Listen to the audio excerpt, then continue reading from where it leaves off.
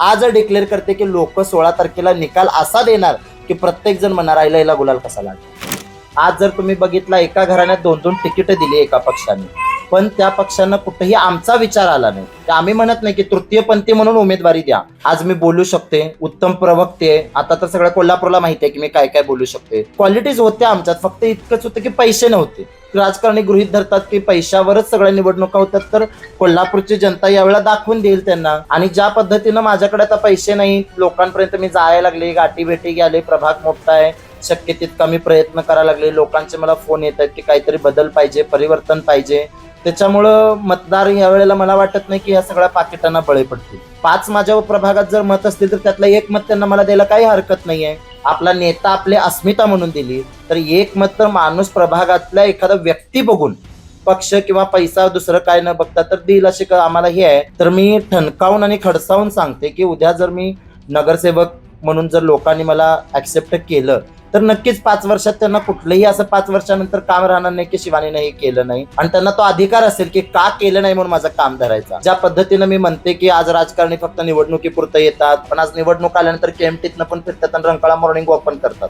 तर मी तसं करणार नाही. मी स्पष्ट सगळ्यांना म्हणते, रोज भागात खुर्ची टाकून रस्त्यावर बसणं. मला तर प्रचारात आव्हान वाटत नाही, कारण मी प्रचाराला गेल्यानंतर लोकांनी एक माइंडसेट बनवला होता. आणि ते दुसरं एक टॅगलाईन आता मी म्हणते सभेमध्ये की तुम्ही कसं तर खड्ड्याला घातलंय तसं, पण मी गेल्यानंतर लोक इतकी खुश होतात ना, तुमच्यासारख्या लोकांनी सभागृहात गेलंच पाहिजे.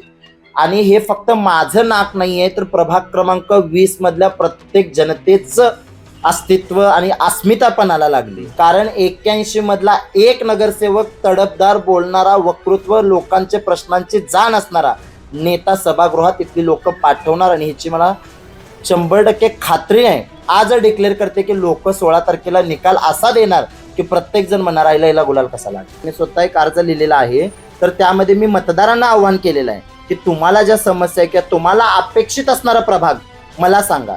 उद्या नगरसेवक झाल्यानंतर मला कोणाला घरोघरी जाऊन विचारायची गरज नाही की तुम्हाला काय पाहिजे आहे. या माध्यमातून रोज मी माझ्या सभांमध्ये ते मांडणार आहे. आणि ज्या पद्धतीनं आम आदमी पार्टीचं नाव आहे, आम आदमी म्हणजे सर्वसामान्यांचा पक्ष, कारण हा सुद्धा एक राष्ट्रीय पक्षाचा दर्जा असणारा पक्ष आहे. आपल्याला जे काय रात्री 2 दिवसात घडतं त्या गोष्टी न पाहता, भले तो सायकलवरून फिरणारा असू दे, पण नगरसेवक म्हणजे घरचा माणूस असतो. माझ्या प्रभागात 5 मतदान आहे, निदान त्यातलं 1 मत हे तुमचं चांगल्या उमेदवाराला गेलं पाहिजे. निवडून आल्यानंतर त्या 4 उमेदवारांना वाटलं पाहिजे की आम्ही भ्रष्टाचार केला तर हे एक आम्हाला जड जाणार. पण उमेदवाराचं चारित्र्य बघून निवडून द्या की त्या 4 जणांवरती होल्ड ठेवण्यासाठी एक उमेदवार हा तसा प्रामाणिकच असला पाहिजे. भले त्याच्याकडे पैसा नसू दे, काही नसू. कार्यकर्ते सुद्धा नेत्यासाठी वहिनीला मतदान करणार. मग मी म्हणते, दादासाठी वहिनीकडे बघून मतदान करणार, तर त्याच्यापेक्षा दादा वहिनीचं कॉम्बिनेशन मी काय वाईट आहे. वहिनीचं ममत्व पण माझ्यात आहे, स्त्रीत्व पण आहे, आणि दादाचं धाडस पण माझ्यात आहे. दोन्ही करू शकते. म्हणून सांगते, यंदा एक संधी देऊन बघा, आणि 5 वर्षात कोल्हापूर म्हणणार की प्रभाग हिनं काय करून ठेवला.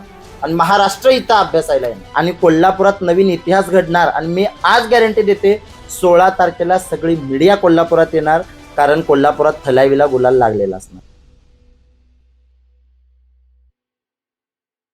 नमस्कार, मी ओंकार पोद्दार. आज आपण आलो प्रभाग क्रमांक 20 या ठिकाणी बघायला गेलं तर कोल्हापूर शहरामध्ये ज्या उमेदवारांची चर्चा आहे तसे उमेदवार आपल्या सोबत आहेत. त्यांचं नाव आहे शिवानी गजबर.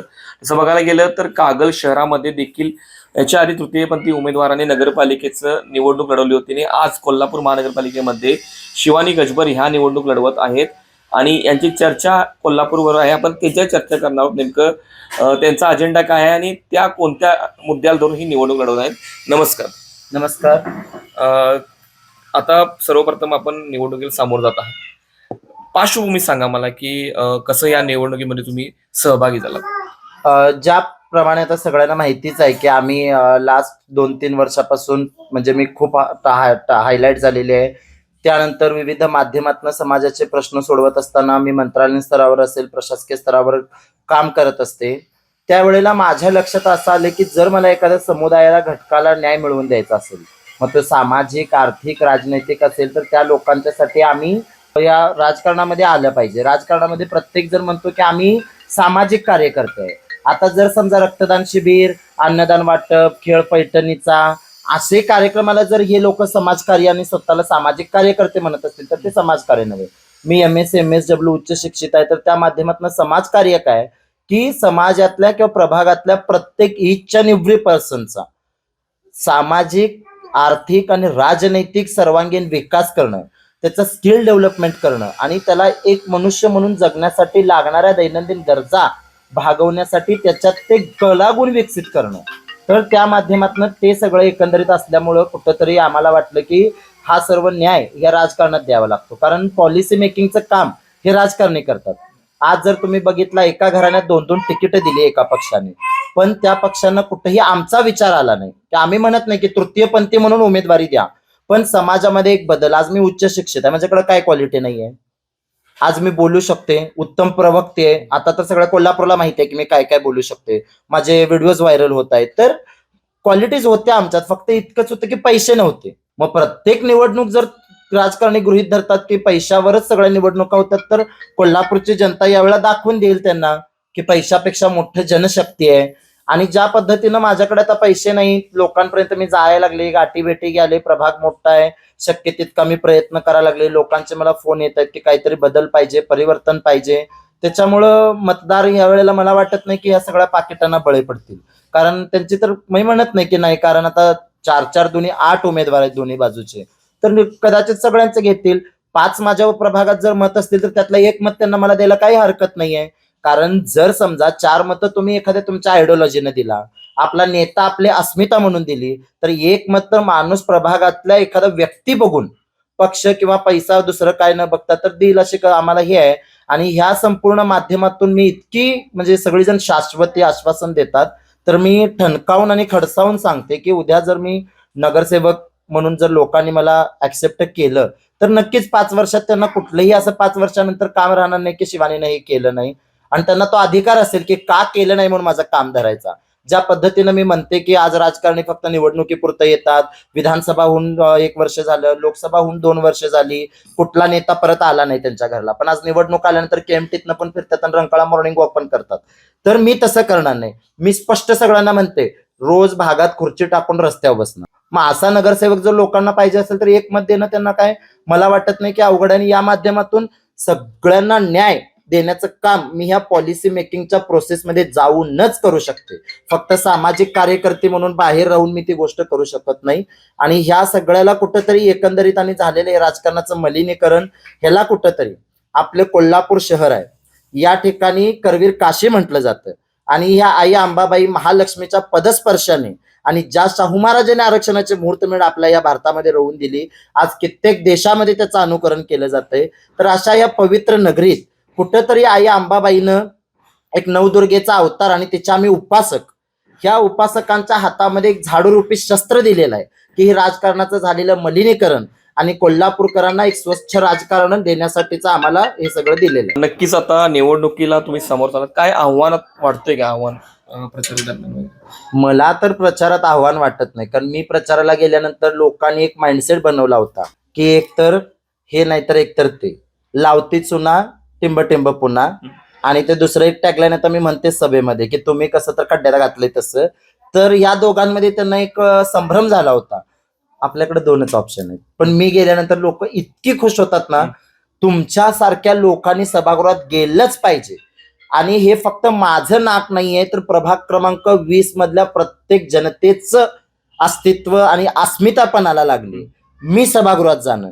कारण 81 मधला एक नगरसेवक, तडफदार बोलणारा, वक्तृत्व, लोकांच्या प्रश्नांची जाण असणारा नेता सभागृहात इथली लोक पाठवणार. आणि ह्याची मला 100% खात्री आहे. मी आज डिक्लेअर करते की लोक 16 तारखेला निकाल असा देणार की प्रत्येक जण म्हणणार आईला गुलाल कसा लागला. बरं, नक्कीच. आता मी येताना काही डिजिटल बोर्ड बघितले तुमचे, त्याच्या खाली एक पेटी होती, त्याच्याबद्दल काय सांगाल? आज प्रत्येक युती आघाडीचे उमेदवार असतील तुमच्याकडे येतात, आम्ही हे करू ते करू. परवा एकाने वचननामा काढला, मला एका पक्षाचा वचननामा पण आवडला की त्यामध्ये त्यांनी तृतीयपंथीयांच्या सक्षमीकरणाचा मुद्दा घातलेला आहे. तर मला म्हणायचं होतं की तुम्ही आमचा मुद्दा घालण्यापेक्षा आम्हाला ते द्या. पॉलिटिकल रिप्रेझेंटेशन त्यांनी दिलं असतं, आम्हाला एखादं तिकीट दिलं असतं. आज माझ्याच प्रभागामध्ये माझ्या विरोधात एक घराणेशाहीतला उमेदवार लादला आणि त्याच पक्षानं आपल्या मॅनिफेस्टोत सांगितलं की आमचं सक्षमीकरण करणार. मग उमेदवारी दिली असती तर किती मोठं सक्षमीकरण झालं असतं. तर यात लोकांनी ओळखावं काय जुमलेबाजी करतात हे लोक. आणि त्या पेट्या ज्या आम्ही लावलेल्या आहेत प्रत्येक बोर्डाखाली, त्या पेट्यांचं हे इतकं आहे की मी आज काही घरांमध्ये पॉम्पलेट्स वाटलेले आहेत, काही प्रिंट माध्यमातून आम्ही पाठवलेले आहेत. तर त्याच्यासोबत आम्ही एक अर्ज पाठवलेला, मी स्वतः एक अर्ज लिहिलेला आहे. तर त्यामध्ये मी मतदारांना आव्हान केलेलं आहे की तुम्हाला ज्या समस्या आहे किंवा तुम्हाला अपेक्षित असणारा प्रभाग मला सांगा. उद्या नगरसेवक झाल्यानंतर मला कोणाला घरोघरी जाऊन विचारायची गरज नाही की तुम्हाला काय पाहिजे आहे. या माध्यमातून रोज मी माझ्या सभांमध्ये ते मांडणार आहे. ऍक्च्युअल लोकांची नीड काय हे कळलं पाहिजे, त्याच्यासाठी मी ह्या पेट्या लावल्यात आणि ते सूचना पेटी लिहिले. आणि भले तो अर्ज नाही मिळाला तरी लोकांनी स्वतःहून आणून त्या ठिकाणी आपलं मत, आपल्याला काय हवंय, प्रभाग कसा पाहिजे, काय समस्या आहेत. तर परवा मला एकाने लिहून दिलं, मी बघितलं त्या पेटीतला एक कागद की त्यामध्ये लिहिलं होतं की रस्ते चांगले झाले पाहिजेत, पोरांना खेळायला ग्राउंड झालं पाहिजे, वाहतूक व्यवस्था व्यवस्थित झाली पाहिजे. मेन मुद्दा मी जे प्रत्येक वेळेला बोलते, महिला सक्षमीकरण मध्ये महिलांना रोजगार घर बसल्या काम. मी म्हणते एमएसएमईच्या माध्यमातून मी ते करून देणार. तर तो मुद्दा त्या ताईंनी मांडला, माझ्याकडे फोटो पण आहे, मी तुम्हाला ते दाखवते. तर कुठंतरी लोकांनाही वाटलं पाहिजे की हा प्रतिनिधी आपला आहे आणि लोकांना ऐकून घेण्यासाठी आपण ह्यात जातो. तर त्याचं पहिलं पाऊल मी टाकलेलं आहे की त्या माझ्या बोर्ड खाली ज्या पेट्या आहेत तिथे जाऊन लोकांनी आपलं जे काय माझ्या बाबतीत सांगायचं असेल, सूचना असेल, विनंती असेल, तक्रार असेल, त्या पेटीत टाकावी. नक्कीच. आता आम आदमी पार्टी पक्षाची उमेदवारी घेण्याचं कारण काय असू शकेल? तसं पाहायला गेलं तर सगळ्या कोल्हापूरला माहिती आहे की मी एका राष्ट्रीय पक्षाची पदाधिकारी होती, त्यांच्यासाठी काम केलं. त्या पक्षाकडे आम्ही तिकीट मागितलं. त्यानंतर तुम्ही जर बघितला, त्या पक्षात जे मूळचे नाही आहेत, आयाराम आहेत, त्यांनी सुद्धा दुसऱ्यांना तिकीट दिली. त्यांनी काय केलं, आपला गट खुश करण्यासाठी, म्हणजे त्या पक्षामध्ये एक गट सामील झालाय, त्या गटानं आपल्या उमेदवारांना, आपल्या कार्यकर्त्यांना खुश करायसाठी तिकीट दिली. ते स्वाभाविकच आहे, त्यांनी देणं भागच होतं. पण त्या सतरंजा उचलणाऱ्यांच्या श्रेणीमध्ये, त्या लाईनीमध्ये आम्ही पण जाऊन बसलो. मला त्याचं वाईट वाटत नाही, पण मला कुठेतरी एक उभारणं हे होतं. आणि त्यानंतर समोरचं तुल्यबळ जर तुम्ही पाहिलात तर एक आर्थिक सक्षम उमेदवार, दुसरा घराणेशाहीचा लादलेला उमेदवार, पारंपरिक पद्धतीनं मंत्री घराणं लाभलेलं, त्यांना इतकं कॉन्फिडन्स की आम्ही उभारले म्हटलं निवडून येणार. मग ह्या सगळ्यात कुठंतरी मी अपक्ष असताना काय परिस्थिती होते हे आम्ही कागलमध्ये पाहिलेली आहे. त्याच्यामुळे कुठेतरी एक आधार आपल्या मागे असला पाहिजे. आणि ज्या पद्धतीनं आम आदमी पार्टीचं नाव आहे, आम आदमी म्हणजे सर्वसामान्यांचा पक्ष, हा काय पार्टी असं लोकांनी समजले की साधा नाहीये, कारण हा सुद्धा एक राष्ट्रीय पक्षाचा दर्जा असणारा पक्ष आहे. आणि ज्या पद्धतीनं आम आदमी पक्षानं दिल्लीमध्ये जे काही डेव्हलपमेंट केलेली आहे, काही कारणास्तव आता सत्ता तिथं नाही आहे, पण जी 10 वर्षात त्यांनी कार्य केले त्याची कुठेतरी पुनरावृत्ती या कोल्हापुरात व्हावी.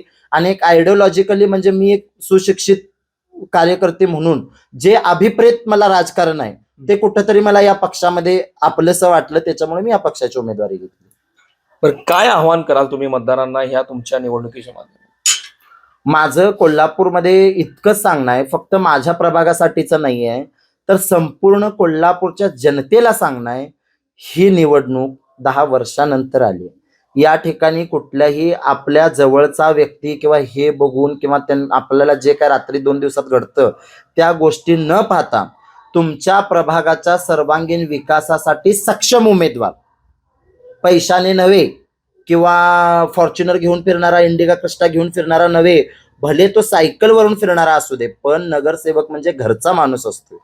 घरचा माणूस कुटुंब प्रमुख असतोय, तसा कुटुंब प्रमुख म्हणजे नगराचा प्रमुख तुम्ही नेमताय. तर सदसद विवेक बुद्धीचा विचार करा. तुम्हाला एक सोडून 4 मतदान संपूर्ण 19 प्रभागात आहे, माझ्या प्रभागात 5 मतदान आहे. निदान त्यातलं 1 मत हे तुमचं चांगल्या उमेदवाराला गेलं पाहिजे. निवडून आल्यानंतर त्या 4 उमेदवारांना वाटलं पाहिजे की आम्ही भ्रष्टाचार केला तर हे एक आम्हाला जड जाणार.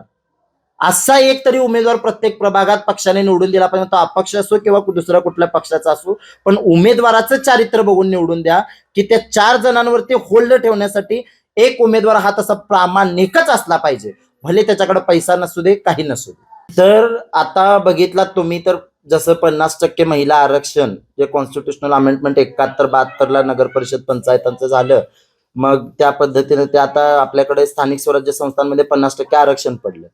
मग आता काय झालं, पुरुष प्रधान संस्कृतीतल्या पुरुषी मानसिकतेच्या लोकांची उमेदवारी केली. मी एवढं वर्ष तयारी केली, आम्ही पैसा आहे माझ्याकडं, पण महिला आरक्षण पडलं. मग आता करायचं काय, बायकोला पुढं केलं. चेहरा नवऱ्याचा, काम नाव बायकोचं, काम करणार महानगरपालिकेत हेनीच परत. मग मी काय म्हणते, दादाला खुश करायसाठी वहिनीला मतदान करणार. कार्यकर्ते सुद्धा नेत्यासाठी वहिनीला मतदान करणार. मग मी म्हणते दादासाठी वहिनीकडे बघून मतदान करणार, तर त्याच्यापेक्षा दादा वहिनीचं कॉम्बिनेशन मी काय वाईट आहे? त्या दोन्हीचं कॉम्बिनेशन मी आहेच ना. वहिनीचं ममत्व पण माझ्यात आहे, स्त्रीत्व पण आहे, आणि दादाचं धाडस पण माझ्यात आहे. दोन्ही करू शकते. म्हणून सांगते, यंदा एक संधी देऊन बघा. परिवर्तन कोल्हापुरात घडणार आणि 5 वर्षात कोल्हापूर म्हणणार की प्रभागीनं काय करून ठेवला, आणि महाराष्ट्र इथं अभ्यासायला येणार. बरं, कोल्हापूरची तलावी बाजी मारणार हा विश्वास आहे काय?